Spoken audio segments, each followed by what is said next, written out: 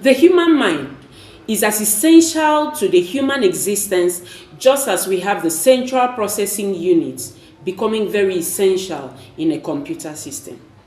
Unlike a computer system, the human mind is capable of creativity, self-awareness, and can also become easily influenced by environment and experiences. Sometimes it could be positive or negative. In 2023, we had some negative and positive experiences that affected the life of our youth, the lives of our children. So let's quickly look at some negative experiences that affected the minds of our children in year 2023. Let's look at the story of the sextortion done by a Nigerian adult man to a 17-year-old child in the US. Life after falling victim to social media sextortion scam. Well, Reeve has that story. Good morning, Will. Hey, good morning, George. It's unfathomable. A teenager driven to suicide by...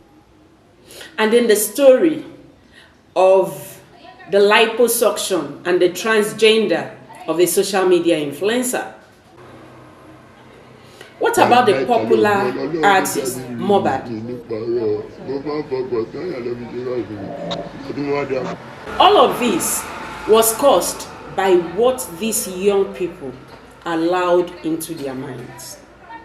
Now in year 2023 also, we had children that allowed positive experiences, positive environment to influence their minds. Let's look at the story of Dennis Malik, who broke a scholarship record by getting $9 million in scholarship offers. The world record. All of the scholarships that I have received have came from institutions, and they were awarded to me based on merit.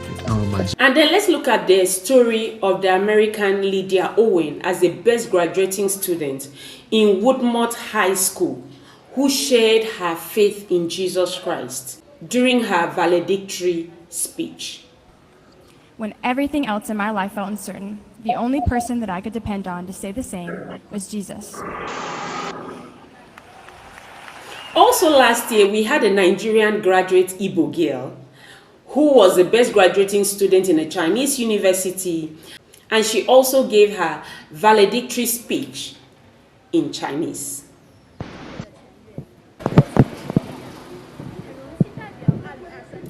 This is to make us all understand that what goes into the mind is a matter of a choice. What choices have you made this year? What plans have you made concerning what goes into the minds of your children?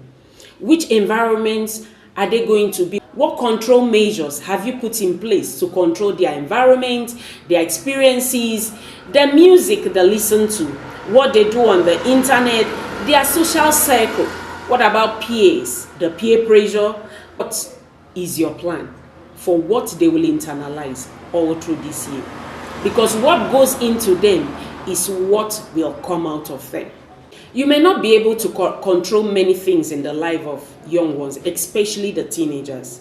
But what I'm sure of is that you can control the amount of the scriptures that get into their minds. You can control the amount of time you discuss the commands of God with them.